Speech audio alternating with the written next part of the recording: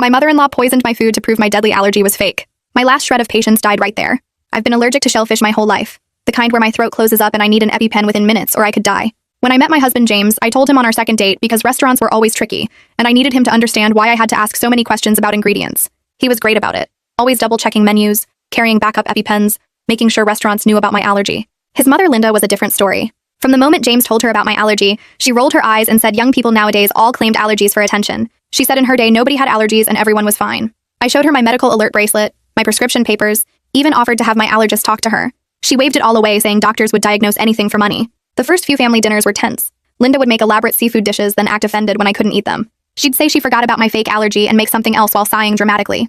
James would bring safe food for me, but Linda would call it insulting to bring outside food to her table. She started saying I was using allergies to control James, to make myself special, to get attention at every meal. She'd tell anyone who'd listen that I was ruining family dinners with my pickiness. Then she started testing me. She'd swear something was safe, then mention after I'd eaten it that there might have been shrimp paste in the sauce, but since I didn't react, I must be cured. I'd panic, take Benadryl, and watch for symptoms while she laughed about me being dramatic. James would get angry, but Linda would cry that she was just trying to help me get over my mental block about seafood. She started hiding seafood in things, tiny amounts at first. She'd grind up dried shrimp and put it in seasonings, use oyster sauce in vegetables, sneak fish sauce into marinades. Each time I'd feel my throat getting itchy, my lips tingling, and I'd have to take Benadryl immediately. Linda would say it was psychosomatic because if I really had an allergy, I'd be in the hospital. She didn't understand that the tiny amounts were just below my threshold for anaphylaxis, but still causing reactions. James caught her once adding something to my plate, and she said it was just extra seasoning. We stopped going to her house for dinner, but she'd bring food to our place, always insisting she made it specially for me. I stopped eating anything she made. She told the whole family I was refusing her food to be spiteful. At James's birthday dinner at a restaurant, Linda insisted on ordering for everyone, saying she knew the menu best. She ordered me a pasta dish, swearing it was safe. The waiter confirmed no shellfish. I was hungry and tired of fighting, so I ate it. Within minutes, my throat started closing. James stabbed me with the EpiPen while calling 911. At the hospital, the doctor said I'd ingested concentrated shellfish extract, enough to kill someone with my level of allergy if not for the immediate EpiPen. Linda arrived at the hospital playing the concerned mother-in-law, but the nurse was suspicious. She asked how shellfish extract ended up in a supposedly safe dish. Linda said the restaurant must have made a mistake, but the restaurant manager had come to the hospital with the security footage because they were terrified of being sued. The video showed Linda at the table alone for a few minutes while we were in the bathroom. She'd pulled a small bottle from her purse and poured it into my food. The manager had kept the plate for testing after we left in the ambulance. The police were called. Linda tried to say it was just fish sauce for flavor, that she didn't know it would hurt me. The officer asked why she brought fish sauce to a restaurant. She said she always carried seasonings. He asked to see her purse and they couldn't believe what they found. Officer Lorraine Boyd reached into Linda's purse right there in the hospital hallway. She pulled out 3 small bottles, the kind with medical labels and precise measurements. The officer held them up to the light and her whole face changed. She found concentrated shellfish extract, the pharmaceutical grade kind they use in allergy testing labs. Linda started backing up, but the officer kept digging through the purse. She pulled out a spiral notebook with a blue cover. Officer Boyd flipped through the pages and I watched her expression get harder with each one. The notebook had dates going back 2 years. Each entry described my reactions to food Linda had given me. One said tiny amount in sauce. Subject showed mild reaction, proving psychological component. Another said increased dose in marinade. Subject took antihistamine but no hospital visit, confirming mental block theory. There were at least 20 entries documenting how Linda had been poisoning me systematically to prove I was faking. The officer looked up at Linda with disgust. Linda's face crumpled and tears started rolling down her cheeks. She reached for the notebook, but Officer Boyd pulled it back. Linda said she was trying to help me overcome my mental block about seafood. She said exposure therapy works for phobias and she'd read about it online. Officer Boyd cut her off mid-sentence. The officer said this wasn't a phobia. It was a documented medical condition with years of records. She said what Linda did constituted attempted murder. Linda gasped like she'd been slapped. Officer Boyd pulled out handcuffs and told Linda to turn around. Linda started sobbing and saying this was all a misunderstanding. She said she never meant to hurt anyone. Officer Boyd didn't care. She snapped the cuffs on Linda's wrists while reading her rights. I watched from my hospital room doorway as they walked Linda down the hallway. Linda kept turning back to look at me, her face red and streaming with tears. She kept saying I was misunderstood over and over. Other patients and nurses stopped to stare. James stood next to me with his arm around my waist. I could feel him shaking. James came back into my room after they took Linda away. He pulled the chair right up next to my bed and sat down. He took my hand in both of his and just held it. His hands were cold and trembling. I could see his whole face had collapsed. His eyes were red and wet. He said he should have protected me better. He said he should have cut his mother off years ago when the testing started. His voice kept breaking. I was still shaky from the EpiPen and my throat felt raw. My whole body ached from the reaction. But I squeezed his hand and told him this wasn't his fault. I said his mother was an adult who made her own choices. He shook his head. He said he knew she was testing me and he didn't do enough to stop it. I reminded him we stopped going to her house. We stopped eating her food. He said it wasn't enough because she still found a way to hurt me. I didn't know what else to say, so I just held his hand while he cried. The nurse came in around midnight to check my vitals. She said the doctor wanted to keep me overnight for observation. She explained that I'd ingested a really concentrated dose. My blood pressure was still high and my breathing was still a little rough. The doctor came in an hour later with my chart. She sat on the edge of my bed and went through everything. She said the amount Linda used could have killed me within minutes. She said if James hadn't used the EpiPen immediately, I wouldn't have made it to the hospital. That made my stomach drop. She kept talking. She said my body had been exposed to repeated small doses over 2 years. She said that kind of exposure can make allergies worse instead of better. She said I'd probably have increased sensitivity to shellfish now. She said I might need to carry 2 EpiPens instead of 1. I wanted to scream. Linda had literally made my medical condition worse with her testing. The doctor prescribed me new EpiPens and stronger antihistamines. She said I needed to be extra careful from now on. I woke up the next morning to my sister Catalina bursting through the door. She'd driven 4 hours overnight to get to the hospital. She took one look at me in the bed with the IV still in my arm and started crying. Then she got angry. Her face turned red and she started pacing. She said she never trusted Linda from day one. She said Linda always gave her bad vibes. She asked why I didn't tell her how bad the testing had gotten. I felt embarrassed admitting it. I said I was trying to keep the peace for James's sake. Catalina stopped pacing and stared at me. She said that sounded really stupid now that I almost died. I knew she was right. I'd let Linda abuse me for 2 years because I didn't want to cause family problems. Catalina sat down in the chair James had been using. She said from now on I needed to tell her everything. She said she didn't care about keeping peace with people who tried to kill me. I promised I would. She stayed with me all day while James went home to shower and change clothes. 3 days later, I got a call from someone named Blake McCarthy. He said he was the district attorney handling Linda's case. He wanted to meet with James and me to discuss the charges. We drove to his office downtown. Blake was younger than I expected, maybe 40, with a sharp suit and tired eyes. He had all the evidence spread out on his conference table. He showed us the notebook, the bottles, photos of the restaurant security footage. He said they were filing charges of attempted murder and assault with a deadly weapon. He explained that the notebook showed clear planning over time. The pharmaceutical-grade shellfish extract showed intent to harm. He said the case was strong enough that he felt confident about getting a conviction. He asked if we had any questions. James asked how long Linda could go to prison. Blake said attempted murder could be 15 to 20 years depending on the judge. That should have felt good. But I just felt tired.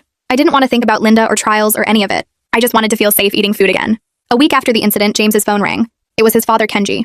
James put it on speaker. Kenji asked if we could meet him at a coffee shop near our apartment. We agreed and drove over that afternoon. Kenji was already sitting at a corner table when we arrived. He looked like he'd aged 10 years in 1 week. His face was gray and he had deep circles under his eyes. We sat down and he started talking immediately.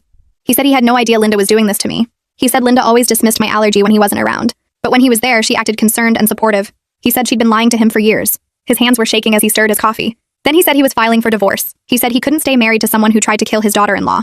He said he wanted to testify against her in court. James's whole face crumpled when his dad said that. I could see it was breaking his heart even though he said he understood. Kenji reached across the table and squeezed James's hand. He said he was sorry he didn't see what Linda was doing sooner. 2 days after meeting with Kenji, my phone rang from a number I didn't recognize. I answered it and immediately wished I hadn't. Linda's sister was screaming at me before I could even say hello. She said I was tearing the family apart. She said Linda would never actually hurt anyone. She said I must have done something to provoke this whole situation. She called me dramatic for making such a big deal about a little seafood. I tried to explain about the concentrated extract in the notebook. She talked right over me. She said families forgive each other and I was being vindictive by pressing charges. She said Linda was a good woman who made one mistake. I hung up on her. My hands were shaking. James asked who it was and I told him. He got angry and said he'd block her number. But the call had already shaken me. I realized there were people in Linda's family who would always take her side. It didn't matter how much evidence existed. They decided I was the villain and nothing would change their minds. Blake called us back to his office 3 weeks after the first meeting. He had new documents spread across the table. He showed us the forensic analysis of the shellfish extract from Linda's purse. The report was full of technical language, but Blake translated. He said it was medical-grade concentrated allergen, the kind that costs hundreds of dollars per bottle, the kind you have to order from specialty medical suppliers. You can't just buy it at a store. Linda had to actively search for it online. She had to pay for expedited shipping. She had to sign forms confirming she understood what it was. Blake said this proved the poisoning wasn't some quick decision. It was a planned attack. Linda had spent time and money to get something that could kill me. She'd researched where to buy it. She'd waited for the right opportunity to use it. The forensic report made everything feel more real and more horrible. This wasn't a confused old woman making a mistake. This was someone who planned to hurt me. I tried to go back to normal life after leaving the hospital, but everything felt wrong. I'd make myself lunch and then stare at it for 20 minutes. My heart would start racing. My hands would shake. I couldn't make myself take a bite of anything I hadn't personally prepared from scratch. Even then, I'd panic. James would order takeout and I'd refuse to eat it. I lost 8 pounds in 2 weeks. James called my doctor and explained what was happening. She recommended a therapist named Summer Castillo, who specialized in trauma.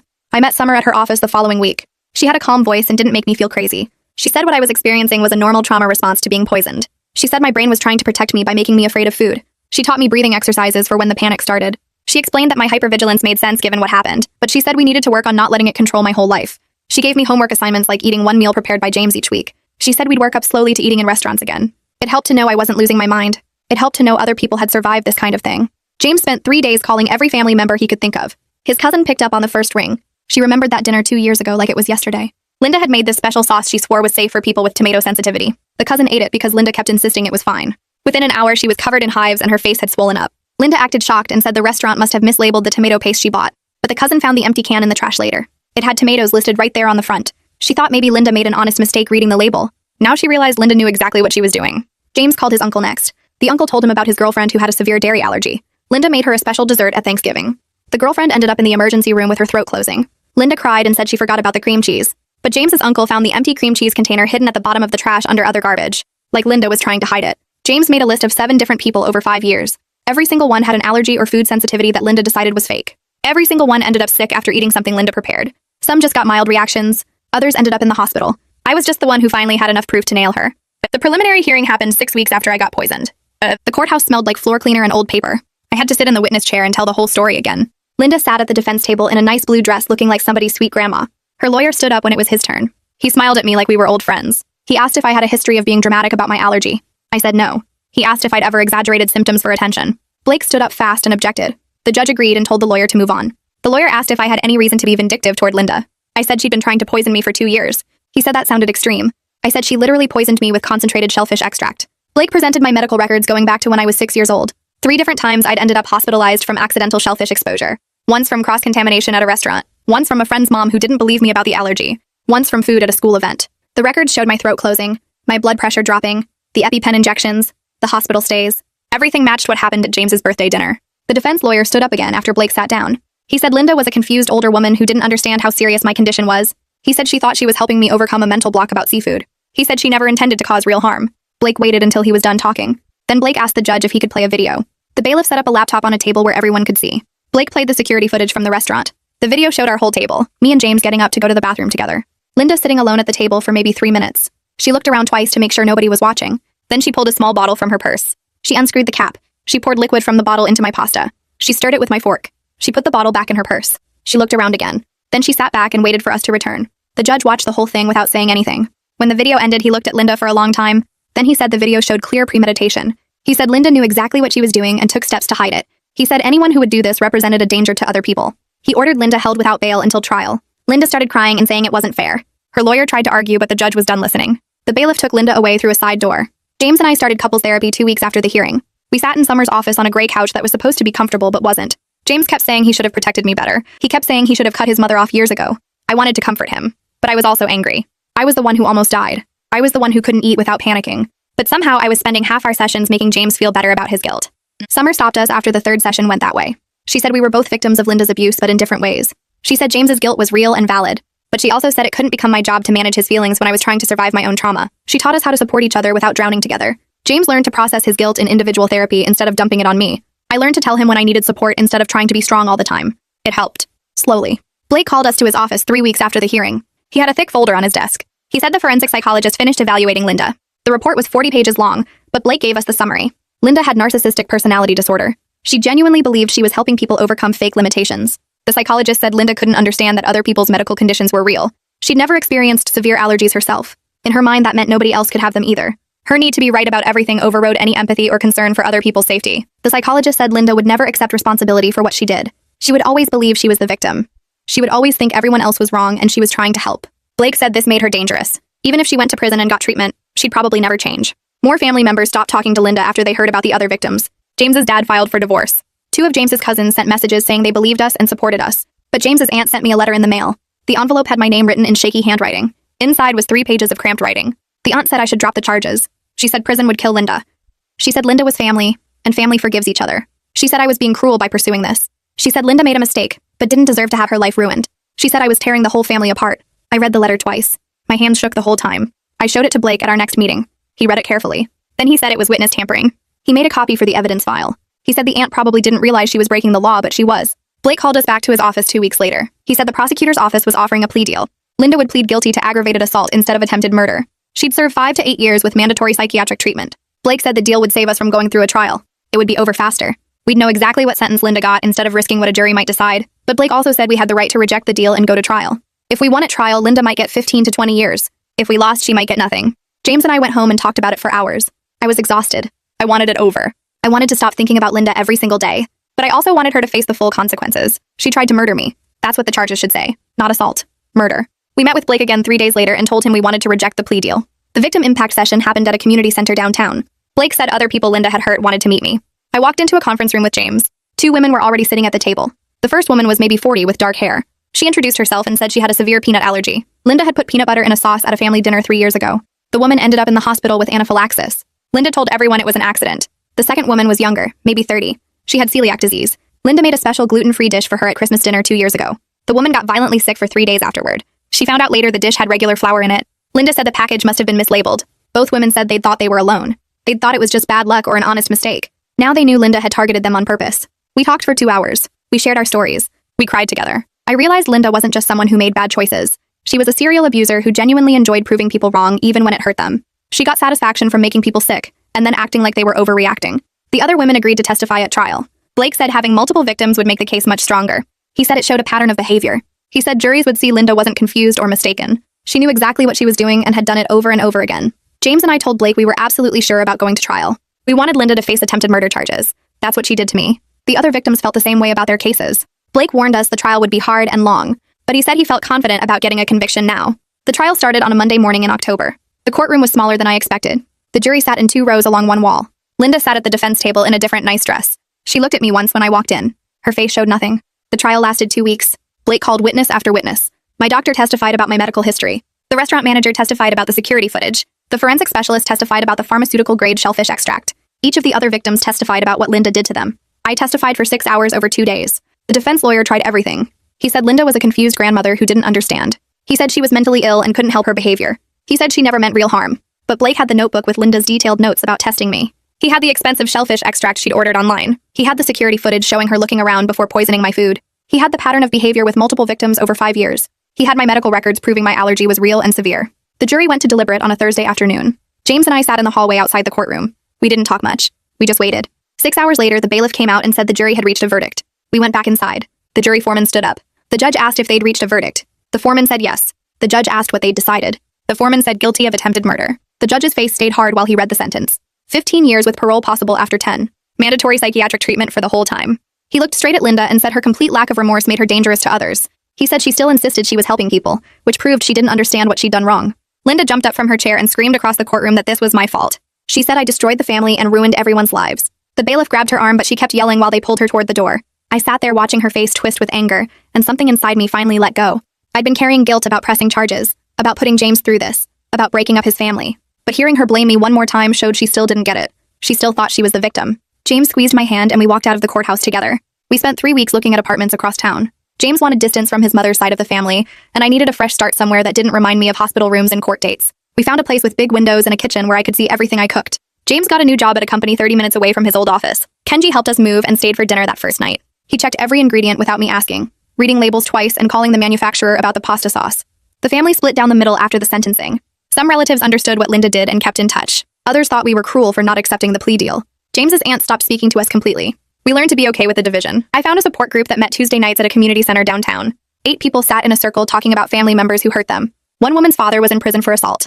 Another man's brother had stolen everything he owned. They understood the weird grief of losing someone who was still alive. They got why I felt sad about Linda being in prison, even though I knew she needed to be there. Summer kept working with me on the food anxiety. I started calling restaurants ahead of time and talking directly to the chef. I explained my allergy and asked specific questions about ingredients and preparation. Most chefs were great about it. I ate out 3 times in 1 month without panicking. James and I learned to talk about hard things instead of avoiding conflict. We fought sometimes, but we worked through it instead of pretending everything was fine. 1 year after the poisoning, I woke up and realized I felt good. Really good. I'd started a blog about navigating severe allergies and dealing with people who dismissed them. Hundreds of people commented saying they had similar experiences. They thanked me for helping them advocate for themselves. James and I talked about starting a family over breakfast one Saturday morning. I felt confident I could teach kids to set boundaries and protect themselves. Linda was in prison and would be for years. That made James sad sometimes, and I understood. But we both knew it was the only way to keep people safe from her.